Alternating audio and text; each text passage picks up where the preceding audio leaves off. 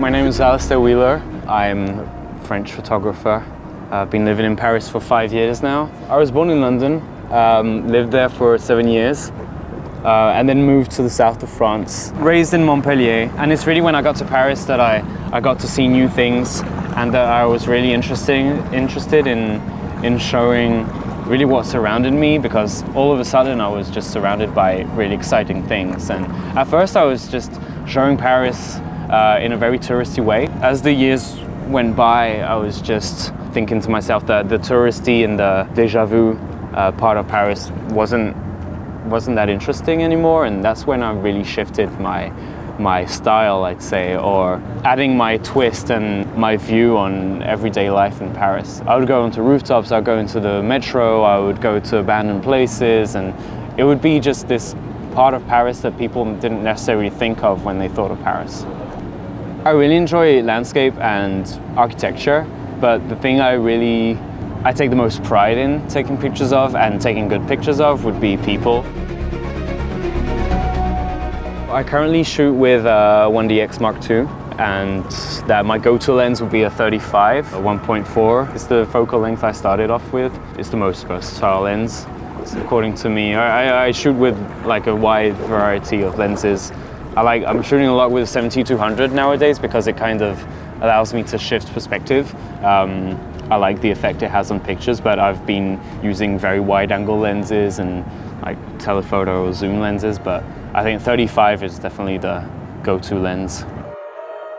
The thing I want people to take from me, I'd say, is that I don't like comfort zones. Whenever I feel like I'm stuck in like some kind of style or aesthetic, I'd say I always try to step out of that and try something else. Because I feel like my creativity is basically multiplied by 10 whenever I'm out of my comfort zone, when I'm trying something new, when I'm, I don't know, shooting fashion or product or so things that I'm not necessarily used to, your approach is going to be different. So the more things you do, or the more styles or the subjects you photograph, the easier it is for you to shift perspective and get creative.